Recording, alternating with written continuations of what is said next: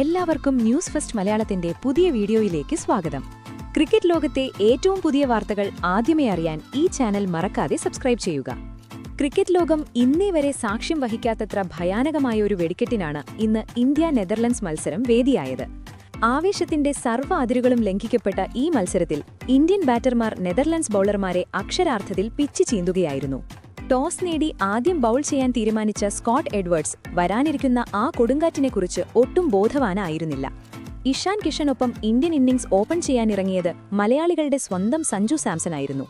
അദ്ദേഹം ക്രീസിലേക്ക് നടന്നെടുത്തപ്പോൾ തന്നെ ഗ്യാലറിയിലെ ആരവം അതിരുകൾ ഭേദിച്ചിരുന്നു. കഴിഞ്ഞ മത്സരങ്ങളിലെ നിരാശകളെല്ലാം കാറ്റിൽ പറത്തിക്കൊണ്ട് ഡച്ച് ബൌളർമാരെ അക്ഷരാർത്ഥത്തിൽ കണ്ണീര് കുടിപ്പിക്കുന്ന ബാറ്റിംഗ് വിസ്മയമാണ് സഞ്ജു പുറത്തെടുത്തത്. പോൾ വാൻ മീക്കറിനെയും ലോഗൻ വാൻ ബീക്കിനെയും അതിർത്തി കടത്തിക്കൊണ്ട് അവിശ്വസനീയമാം വിധം വേഗത്തിൽ സഞ്ജു തന്റെ ചരിത്ര സെഞ്ചുറി പൂർത്തിയാക്കിയപ്പോൾ സ്പോർട്സ് ലോകം എഴുന്നേറ്റുനിന്ന് കൈയടിച്ചു. അദ്ദേഹത്തിന്റെ ഓരോ കവർ ഡ്രൈവുകളും പുൾ ഷോട്ടുകളും ക്രിക്കറ്റ് സൗന്ദര്യത്തിന്റെ ഉത്തമ ഉദാഹരണങ്ങളായിരുന്നു. സഞ്ജുവിന്റെ ഈ ബാറ്റിംഗ് വെടിക്കെട്ടിന് പൂർണ്ണ പിന്തുണ നൽകിയ ഇഷാൻ കിഷനും തന്റേതായ രീതിയിൽ കളം നിറഞ്ഞതോടെ പവർ പ്ലേ അവസാനിക്കുമ്പോൾ ഇന്ത്യ വമ്പൻ സ്കോറിലേക്ക് കുതിക്കുകയായിരുന്നു. തന്റെ സ്വപ്നതുല്യമായ സെഞ്ചുറിക്ക് ശേഷം സഞ്ജു കൈൽ ക്ലെയിന്റെ പന്തിൽ തലയുയർത്തി മടങ്ങിയതിനു പിന്നാലെ വന്ന് യുവതാരം തിലക് വർമ്മ ഒട്ടും സമയം കളയാതെ ആക്രമിച്ചു കളിച്ചു. 9-ാം ഓവറിൽ 100 കടന്ന ഇന്ത്യ 10 ഓവറിൽ 128 റൺസ് എന്ന അതിശക്തമായ നിലയിലെത്തി. എന്നാൽ 11-ാം ഓവറിൽ കളിയുടെ ഗതി മാറി. ആര്യൻ ദത്ത് എടിഞ്ഞ ഓവറിലെ ആദ്യ പന്തിൽ തന്നെ 10 പന്തിൽ 24 റൺസ് എടുത്ത് തിലക് വർമ്മ പുറത്തായി. തൊട്ടടുത്ത പന്തിൽ സർപ്രൈസ് പ്രൊമോഷൻ കിട്ടിയിറങ്ങിയ ശിവം ദൂബെ അക്കൗണ്ട് തുറക്കും മുൻപേ ക്ലീൻ ബൗൾഡ് ആയതോടെ ഇന്ത്യൻ ക്യാമ്പ് ശരിക്കും ഞെട്ടി. പെട്ടെന്ന് 2 വിക്കറ്റുകൾ വീണതോടെ ക്രീസിൽ ഒന്നിച്ച ഇഷാൻ കിഷനും നായകൻ സൂര്യകുമാർ യാദവും വളരെ ബുദ്ധിപൂർവ്വം സിംഗിളുകളിലൂടെ റൺസ് കണ്ടെത്തി വിക്കറ്റ് വീഴ്ച തടഞ്ഞു. എന്നാൽ 15-ാം ഓവറിൽ വീണ്ടും ഗിയർ മാറ്റിയ ഇഷാൻ കിഷൻ ഒരു ഫോറും 2 പടുകൂറ്റൻ സിക്സറുകളും പറത്തിയതോടെ സ്കോർ 165-ലെത്തി. നിർഭാഗ്യവശാൽ 16-ാം ഓവറിൽ 41 പന്തിൽ 7 സിക്സറുകളും 5 ഫോറുകളും അടക്കം 95 റൺസ് എടുത്ത കിഷൻ വലിയൊരു ഷോട്ടിന് ശ്രമിച്ച് ഔട്ടായി. തുടർന്ന് ക്രീസിലെത്തിയത് അപകടകാരിയായ ഫിനിഷർ ഹാർദിക് പാണ്ഡ്യ. നേരിട്ട 2ാമത്തെ പന്തിൽ തന്നെ പടുകൂറ്റൻ സിക്സർ പറത്തി ഹാർദിക് തന്റെ ഉദ്ദേശം വ്യക്തമാക്കി. 17-ാം ഓവറിൽ സൂര്യകുമാർ യാദവ് 3 മനോഹരമായ ഫോറുകൾ കൂടി നേടിയതോടെ 18-ാം ഓവറിൽ ഇന്ത്യ 230 റൺസ് പിന്നിട്ടു. അവസാന 2 ഓവറുകളിൽ ഡക്സ് ബൌളർമാരെ അക്ഷരാർത്ഥത്തിൽ കൂട്ടക്കുരുതി ചെയ്യുകയായിരുന്നു ഇരുവരും. ആ 2 ഓവറുകളിൽ മാത്രം അവർ 48 റൺസാണ് അടിച്ചുകൂട്ടിയത്. അവസാന ഓവറുകളിൽ ഹാർദിക് 3 തീപ്പൊരി സിക്സറുകൾ പറത്തിയപ്പോൾ സൂര്യ 2 സിക്സും 1 ഫോറും നേടി.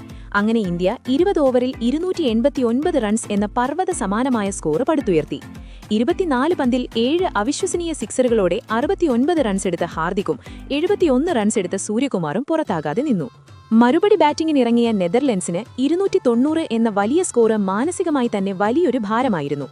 ആദ്യ ഓവർ മുതൽ ബുംറയുടെയും അർഷ്ദീപിന്റെയും കൃത്യതയാർന്ന ലൈൻ ലെങ്തിലും പേസിലും അവർ ശ്വാസം മുട്ടി.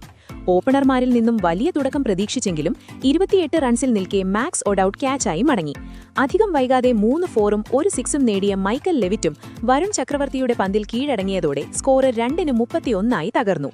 പിന്നീട് ബാറ്റ് ചെയ്ത ബാസ് ഡി ലീഡും കോളിൻ അക്കർമാനും ചേർന്ന് സ്കോർ 65 വരെ എത്തിക്കാൻ ശ്രമിച്ചു.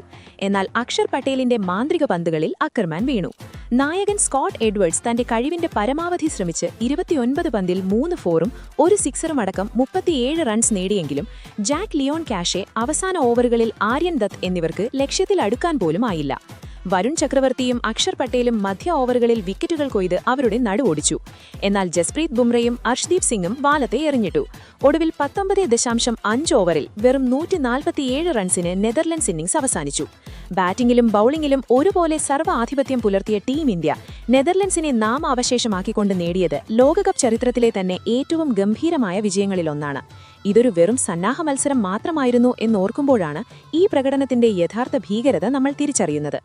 ഒരു പ്രാക്ടീസ് മാച്ചിൽ തന്നെ ഇന്ത്യൻ ടീം ഇങ്ങനെയൊരു സർവനാശമാണ് വിതച്ചതെങ്കിൽ ഇനി വരാനിരിക്കുന്ന യഥാർത്ഥ ലോകകപ്പ് മത്സരങ്ങളിൽ എന്തായിരിക്കും സംഭവിക്കാൻ പോകുന്നത് എന്ന് ഊഹിക്കാവുന്നതേ ഉള്ളൂ.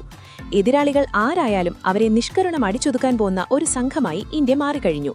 ഈ ഒരു ഫോമും ആത്മവിശ്വാസവും തുടരുകയാണെങ്കിൽ ഇത്തവണത്തെ T20 ലോകകപ്പ് കിരീടം ഇന്ത്യ തന്നെ സ്വന്തമാക്കും എന്ന കാര്യത്തിൽ യാതൊരു സംശയവുമില്ല.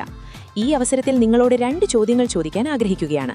മലയാളികളുടെ സ്വന്തം സഞ്ജു സാംസൺ ഇന്നത്തെ പ്രാക്ടീസ് മാച്ചിൽ കാഴ്ചവെച്ച ഈ വെടിക്കെട്ട് സെഞ്ചുറി യഥാർത്ഥ ലോകകപ്പ് മത്സരങ്ങളിലും ആവർത്തിക്കും എന്ന് നിങ്ങൾക്ക് തോന്നുന്നുണ്ടോ?